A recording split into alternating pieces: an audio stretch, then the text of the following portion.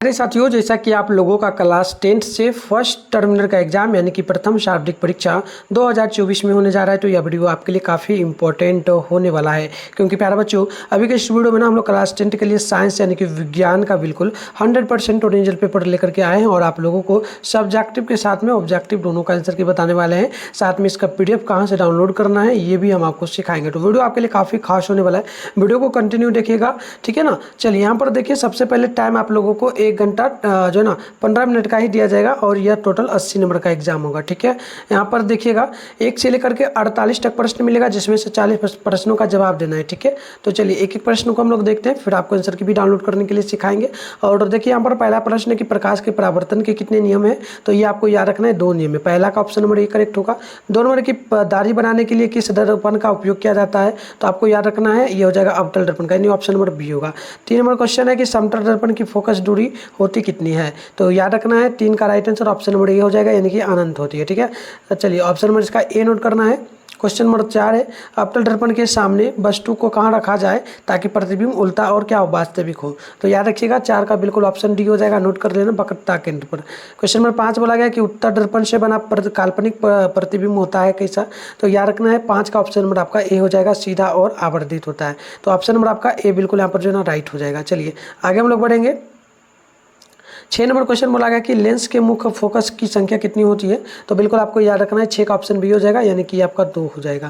Question number यहाँ पर देखिएगा 7 नंबर की वायु में प्रकाश की चाल निर्वात की अपेक्षा कितनी होती है, तो 60 का ऑप्शन नंबर आपको ये याद रखना है, यानी कम होती है। क्वेश्चन नंबर यहाँ पर देखिएगा 8 नंबर बोला जा रहा है आप लोगों से लेंस की क्षमता का ऐसा मात्रक क्या है, तो याद रखना है 8 का ऑप्शन नंबर बी हो जाएगा, (10⁻⁻2 हो जाएगा।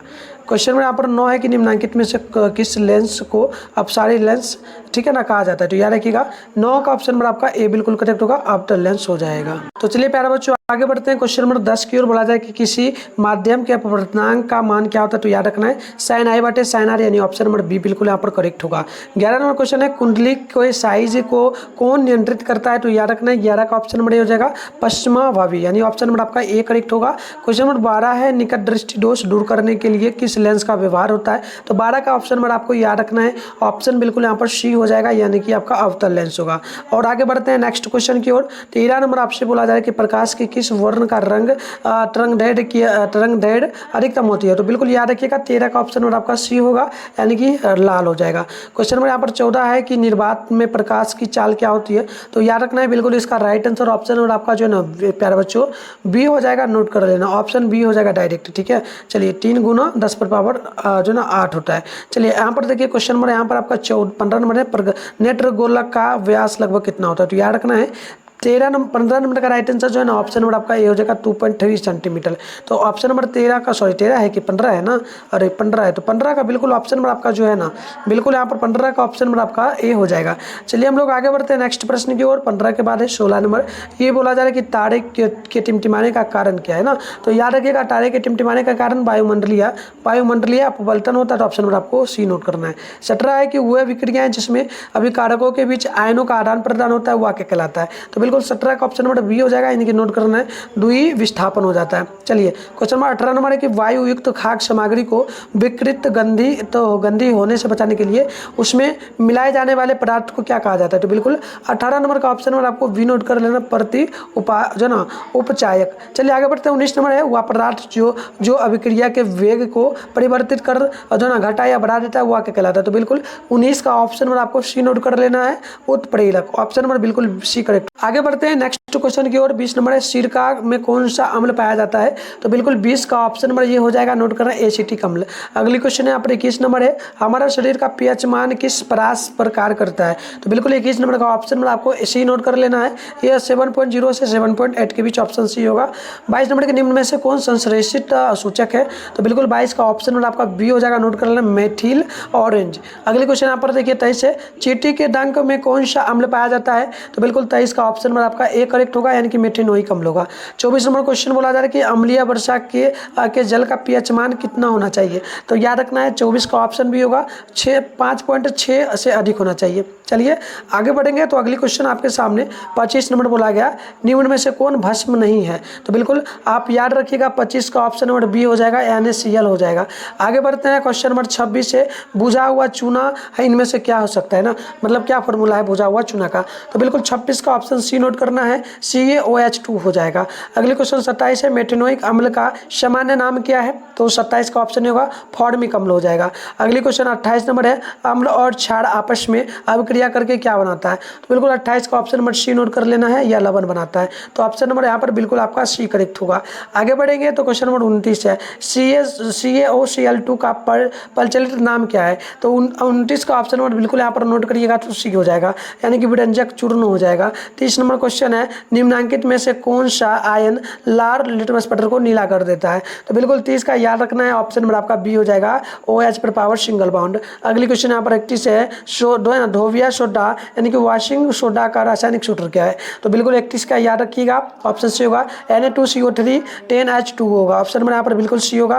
क्वेश्चन नंबर 32 है, शाक सब्जियों का विघटित होकर कंपोस्ट बनना किस अभिक्रिया का उदाहरण है। तो बिल्कुल 32 का ऑप्शन हो जाएगा उष्मा क्षेपी। चलिए आगे बढ़ते हैं। क्वेश्चन नंबर 32 के बाद है 33 नंबर, और ये 33 नंबर आपसे क्या बोला गया, उष्मा स्वपोषी के लिए आवश्यक क्या है, स्वपोषी के लिए आवश्यक क्या है, ठीक है ना। तो बिल्कुल आप 33 का नोट करेंगे, ऑप्शन डी हो जाएगा, और नोट कर लेना है इनमें से सभी। आगे बढ़ते हैं क्वेश्चन नंबर 34 की ओर। 34 नंबर बोला, श्वसन के अंतिम उत्पाद कौन है इनमें से। तो बिल्कुल याद रखना है 34 का राइट आंसर ऑप्शन नंबर आपका डी होगा, ये आपका डी हो जाएगा, डी नोट कर लेना है, ठीक है ना। चलिए आगे बढ़ते हैं। आगे आंसर की बताने से पहले आपको PDF डाउनलोड करने के लिए सिखा देते हैं आंसर की, फिर आपको कंटिन्यू सारे प्रश्नों का आंसर की हम आपको बताएंगे। तो प्यारे बच्चों, आंसर की डाउनलोड करने के लिए सबसे पहले आप अपने फोन में गूगल को ओपन कर लीजिए, उसके बाद सर्च बार के आइकन पे आप लोग क्लिक कर लीजिए।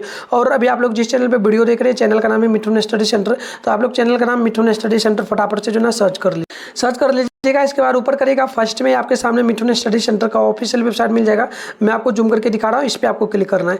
जैसे ही क्लिक करोगे आपके सामने इस प्रकार से इंटरफेस ओपन हो जाएगा। ओपन होते ही आपको ज़्यादा कुछ नहीं करना है, आराम से स्क्रॉल डाउन करना है, नीचे आना है। तो नीचे आओगे तो क्लास 10 का सेशन आपको देखने को मिल जाएगा। तो देखो ये रहा क्लास 10 का सेशन, यहाँ पर देखोगे class 10 Bihar board class 10 first term exam लिखा हुआ है, इस पर आपको क्लिक कर लेना है। क्लिक करने के बाद आपके सामने इस प्रकार से इंटरफेस ओपन होगा। पेज को आप रिफ्रेश एक बार जरूर कर लेना, पेज को बस नीचे की ओर खींच लेना है, ऊपर से नीचे की ओर खींच लेना, ठीक है। चलिए यहाँ पर देखिए ऑल सब्जेक्ट का पेपर का लिंक मिल जाएगा, ऑल सब्जेक्ट का ऑब्जेक्टिव सब्जेक्टिव और 100% ओरिजिनल होगा। चलिए स्क्रॉल डाउन करके आइएगा तो आप यहाँ से भी डाउनलोड नाउ लिखा इस पर क्लिक करके भी डाउनलोड कर सकते हैं। इसके अलावा आप नहीं चाहिए पहले व्हाट्सएप ग्रुप टेलीग्राम ग्रुप को ज्वाइन कर लीजिए। शाम में 6:30 बजे इसी चैनल पर 2025 के लिए लाइव क्लास होता है, और आपको नोट्स भी दिया जाता है, जिसको पढ़ करके आप लोग आराम से 450+ नंबर ला सकते हो। मैं अपना नंबर भी दे देता हूँ, अगर चाहो तो आप लोग इस पर मैसेज कर सकते हो हमें 98 355 16 710 पर अपना नेम जिला कर क्लास 10 आपको लिख भेजना, हमको ग्रुप में ऐड कर देंगे। और फाइनली यहाँ से भी आप ज्वाइन कर लेना, अगर हो सकता है आपको हम लेट रिप्लाई दें वहाँ पर, ठीक है।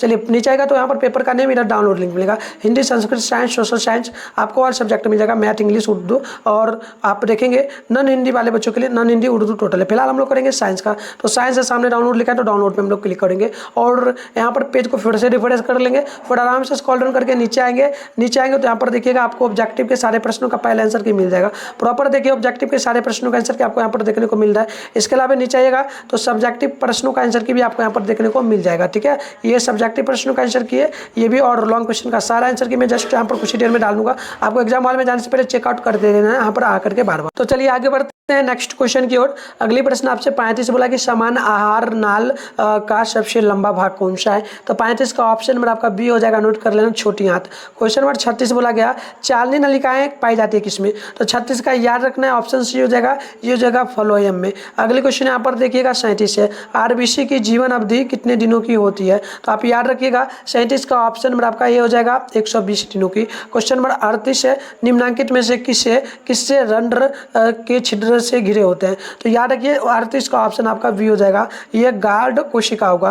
क्वेश्चन नंबर 39 है, एटीपी क्या विस्तारित रूप क्या है? तो 39 का ऑप्शन आपका सी हो जाएगा, नोट कर लेना।